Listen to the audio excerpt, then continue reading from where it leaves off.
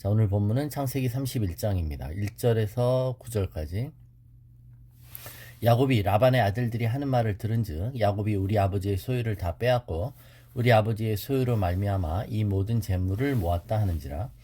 야곱이 라반의 안색을 본즉 자기에게 대하여 전과 같지 아니하더라. 여호와께서 야곱에게 이르시되 내 조상의 땅 내 족속에게로 돌아가라. 내가 너와 함께 있으리라 하신지라. 야곱이 사람을 보내어 라헬과 레아를 자기 양떼가 있는 들로 불러다가 그들에게 이르되 내가 그대들의 아버지의 안색을 본즉 내게 대하여 전과 같지 아니하도다. 그러할지라도 내 아버지의 하나님은 나와 함께 계셨느니라. 그대들도 알거니와 내가 힘을 다하여 그대들의 아버지를 섬겼거늘 그들의 아버지가 나를 속여 품삯을 10번이나 변경하였느니라. 그러나 하나님이 그를 막으사 나를 해치지 못하게 하셨으며 그가 이르기를 점 있는 것이 내 삭시 되리라 하면 온 양떼가 낳은 것이 점 있는 것이요 또 얼룩무늬 있는 것이 내 삭시 되리라 하면 온 양떼가 낳은 것이 얼룩무늬 있는 것이니 하나님이 이같이 그대들의 아버지의 가축을 빼앗아 내게 주셨느니라. 네, 믿음의 조상 아브라함은 본토 친척 아비집을 떠나라는 말씀을 듣고 믿음의 여정을 출발했습니다. 믿음은 어떨 땐 떠나라는 그 명령에 순종할 때 그게 믿음이었죠. 또 아브라함은 가나안 땅에 기근이 오고 힘든 상황이 됐을 때 떠나지 말아야 했는데 떠났던 적도 있습니다. 그는 인생의 여정을 통해 떠나야 할 때 떠나야 하고 떠나지 말아야 될 때 떠나지 말아야 한다는 것을 아마 배웠을 거예요. 야곱은 형 에서의 살인 위협을 피하여 하란으로 도망갑니다. 즉 자기의 고향을 떠나는 것이죠. 그 떠날 때 그는 베델에서 하나님으로부터 다시 돌아오게 될 것에 대한 비전을 받습니다. 그리고 그가 어디를 가든 하나님께서 보호해 주시고 인도해 주실 것이라는 언약도 받았습니다. 그러나 그 이후로 지금 그는 오랫동안 하란에 머물고 있는 것이죠. 그가 원래 하나님이 의도하셨던 그 기간이 그렇게 오래가 아니었을 수 있는데도 그는 사랑하는 사람을 얻기 위해서 덥석 노동계약을 받아들였죠. 14년간의 두 아내를 얻은 대가로 치러야 될 의무 복무 기간이 지나고 야곱은 라반에게 떠나겠다고 말했습니다. 그러자 라반은 야곱을 붙잡아 놓으려고 임금 협상을 다시 제안하죠.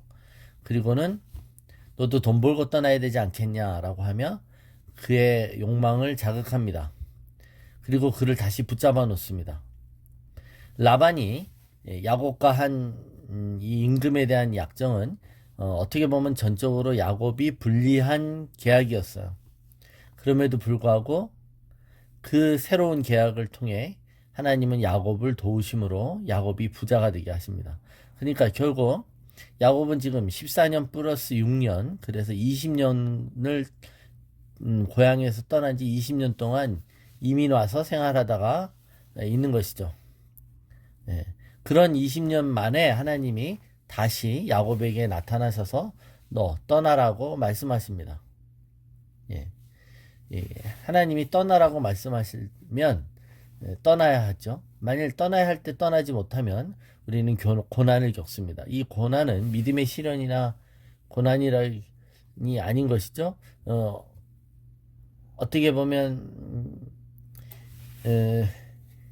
야곱의 인생 동안 가득 찼던 그런 가정에서의 많은 갈등들, 남편의 사랑을 더 차지하기 위한 두 아내의 애정 싸움, 또 외삼촌이 양을 더 가지려고 하는 데서 오는 그런 생존 전쟁에 대한 긴장감, 이런 날들이 그의 인생의 20년을 차지했습니다. 14년 동안은 아내를 얻기 위해 종살이를 했고 6년 동안은 돈 버느라고 정신없이 살았습니다. 그런 그에게 하나님은 야곱에게 다시 나타나셔서 떠나도록 결단을 하고 계신 것이죠. 그러니까 인간이 하나님의 어떤 타이밍을 놓쳐버릴 수 있죠. 그럴 때 하나님의 긍휼과 자비는 그에게 다시 나타나셔서 촉구하시는 것입니다. 우리가 하나님의 타이밍을 놓치는 수가 있어요. 저도 사역을 시작할 때 한 번도 해보지 않은 사역을 하라고 하셨을 때 머뭇거렸죠. 그때 꿈에서 이 기차가 지금 출발하지 않으면 꿈에서 나타난 계시가 있었습니다. 그때 UNC가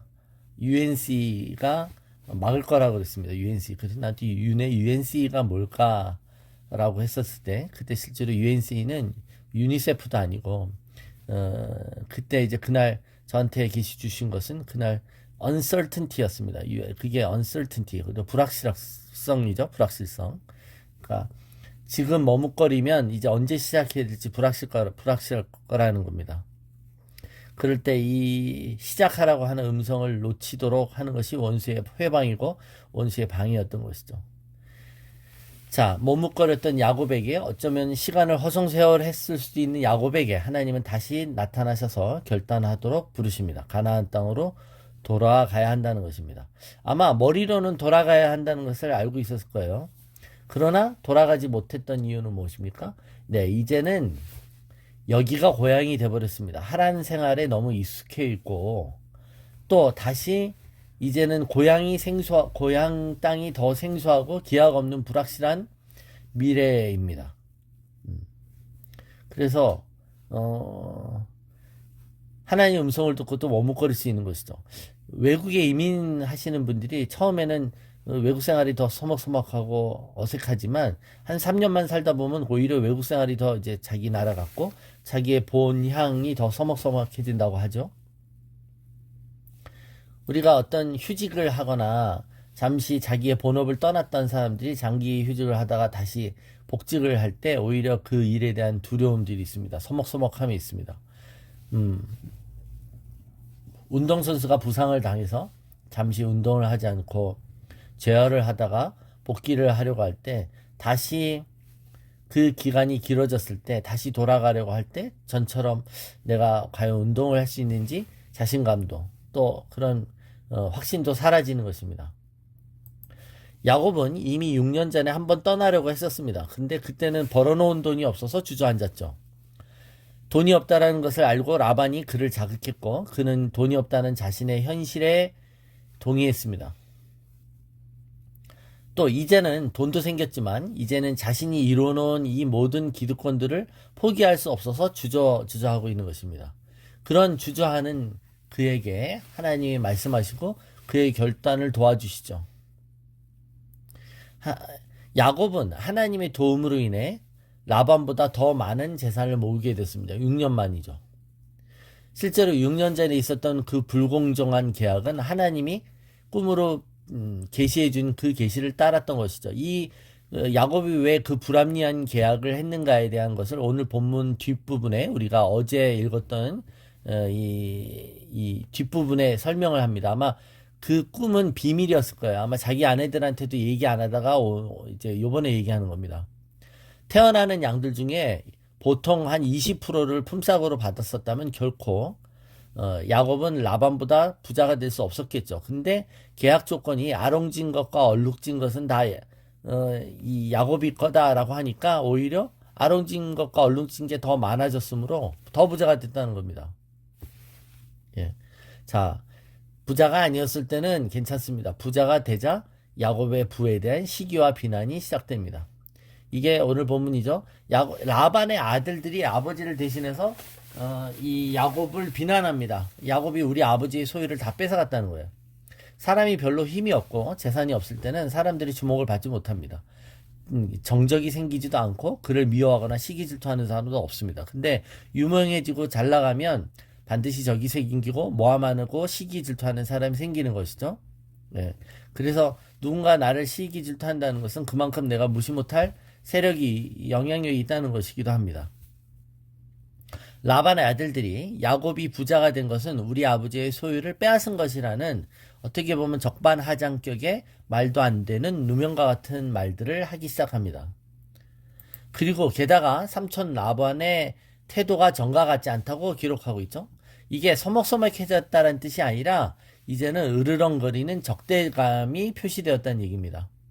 라반의 표정이 달라진 것으로 보아 라반의 아들들이 우리 아버지 것을 야곱이 도적질한 것이다라는 이 말의 근거는 바로 다름 아닌 라반이었다는 것을 알 수 있습니다. 그죠? 아들들 앞에서 야곱 녀석이 내 재산을 뺏어갔어 라고 말했다는 거잖아요. 적어도 그게 사실이든 사실이 아니든 라반은 그런 피해의식을 가지고 있었다는 겁니다. 그러니까 여러분, 우리가 자발적으로 하나님의 음성, 떠나라는 음성에 순종하지 못할 때 어떻게 보면 우리의 상황이 우리가 떠날 수밖에 없는 상황으로 변하는 것이죠. 네.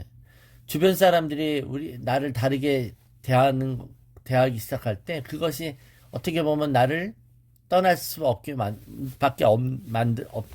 만드는 그런 하나님이 인도하실 수 있다는 것입니다. 물론 어떤 피해의식과 지나친 상상으로 자신이 다른 사람들이 자기를 왕따하거나 이상하게 대한다거나 라고 잘못 판단하는 경우도 많이 있죠.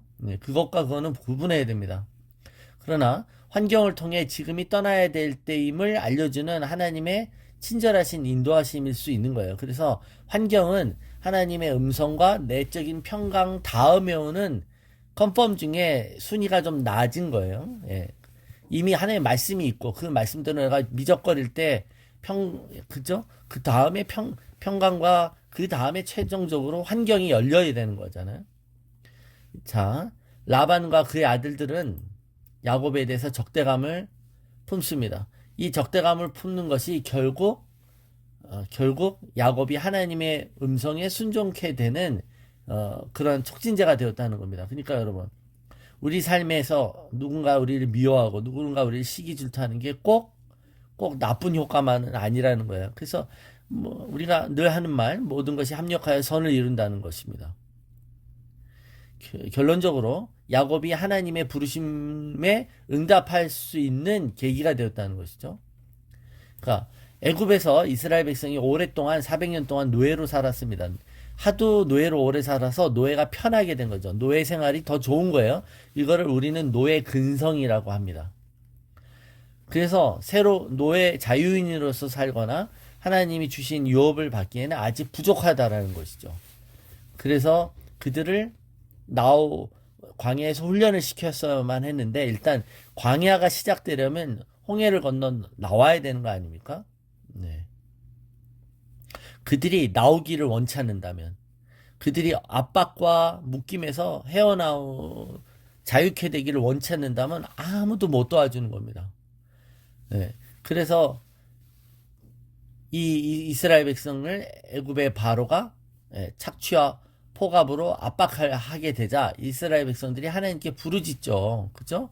우리를 해방시켜 달라고 자원하는 겁니다.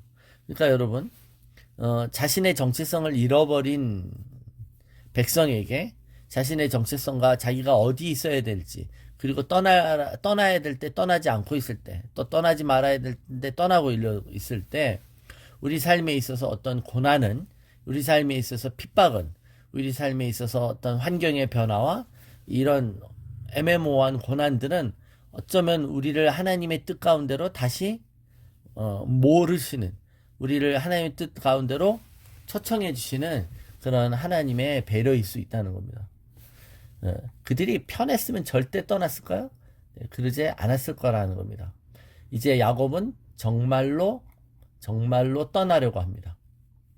이제 떠나야 되는데 가장 큰 장애물은 라반만이 아니라, 그죠? 아내들과 자식들을 설득하는 겁니다.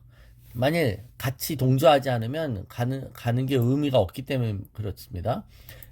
그래서 이삭은 두 아내를 따로 불러서 자신이 왜 떠나야 되는지에 대한 설명을 이제 4절부터 쭉 하는 겁니다. 그리고 이제 10절부터 뒤에도 우리가 어제 읽은 본문, 왜 아버지하고의 불공정한 계약을 자기가 하게 되는지 그 이유, 숨은 이유죠. 자, 그런데 먼저 자기 아내들을 설득할 때 있어서 아버지의 불공평함에 대해서 그는 토로하는 것이죠. 너희 아버지가 여러 번 품삯을 고쳤다는 겁니다. 이 말은 6년 전에 처음으로 임금 협상을 한 게 계속 유지됐다는 게 아닌 거죠. 중간에 또 바꿨다는 거예요. 이제 그 점 있는 애들이, 그 양들 중에 점 있는 애들이 태어나니까 점 있는 거 말고 그럼 얼룩진 거 이렇게 바꿨다는 거예요. 이런 식으로 여러 번 바꿨다는 거예요. 그러니까 어떻게든 이 야곱의 수입을 적게 하려고 이 계약을 자꾸 바꿨는데, 그러나 그 변경할 때마다 하나님이 도와주셔서 야곱에 유리하도록 양들이 태어났다는 겁니다. 그러니까 이건 어떻게 보면 라반의 아들들의 말처럼 야곱이 빼앗은 것이 아니라 하나님이 빼앗아 야곱에게 준 것이죠. 그 얘기를 하고 있습니다. 야곱은 지금 이제서야 이 모든 것들이 자신의 우생학적 어떤 마법적 접근에 의해서 내가 열심히 노력해서 양들에게 우생학적 접근을 했더니 양들이 그렇게 태어났다가 아니라 하나님이 뺏어준 거를 이제 나중에 아는 거예요. 처음에는 못 모르면 자기가 노력하면 될 줄 알았지만 야곱은 그대들의 아버지가 얼마나 변덕스럽고 이기적이며 반대로 내 하나님 아버지는 얼마나 신실하고 나를 보호하시고 나에게 부자가 되도록 도와주셨다 라고 말하고 있는 것입니다. 여러분, 이 성경에 이런 얘기가 하나도 가감없이 이렇게 써있다는 것이 얼마나 놀랍고 감사합니까, 여러분? 우리들의 삶과 별반 다르지 않습니다. 성경의 인물들은 우리보다 그렇게 나은 인물도 별로 없어요. 그죠? 그들의 어떤 믿음이 좋다 이런 거보다는 그게 아니죠. 오히려 항상 성경은 하나님이 쓰셨던 사람들의 위대함이라기보단 그들의 평범함 또 그들의 부족함을 부각시키고 그러나 그런 인간들을 선택하셔서 은혜를 일방적으로 부어주시고 하나님의 뜻을 이루시는 하나님의 그 사랑과 배려, 긍휼 이런 것을 얘기하는 겁니다. 자, 시간이 지나자 야곱은 간증을 제대로 이제 하게 되는 거예요. 예, 자기가 부자가 된 건 자기 힘으로 된 게 아니라는 거죠. 그렇죠? 이제는 하나님이 그 6년 전에 꿈을 꾸게 해준 그 이유에 대해서 그가 제대로 얘기하는 겁니다. 예, 사업 초기에는 그냥 자기가 열심히 하면 될 줄 알고 했어요. 그런데 실제로 이 라반이 자꾸 계약을 바꾸면서 난관에 부딪혔지만 또 그럴 때마다 여러분 사람이 힘으로 되지 않는 생명의 역사가 양들이 자기 편에 속한 그 애들만 태어나더라는 거 아닙니까? 자, 우리는 여기서 환경을 통해 우리의 삶을 인도하시는 하나님을 기억해야 되는 줄로 믿습니다. 핍박이고 시기 질투가 있어도 그것이 하나님이 머뭇거리는 우리를 붙잡아 주시고 우리에게 박차를 가하시는 우리에게 확신을 주시는 컨펌을 주시는 하나님의 또 다른 음성이 되어 우리 삶 가운데 오는 것입니다. 그죠? 예. 그리고 내가 부자가 되는 것, 내가 형통한 것, 내가 잘나고 내가 똑똑하고 내가 소환이 좋고 내가 인간성이 좋아서 내가 네트워크가 좋아서가 아니라 하나님이 나로 하여금 부자 되게 해주셨다. 예, 이것이 우리의 진정한 고백이 되는 줄로 믿습니다.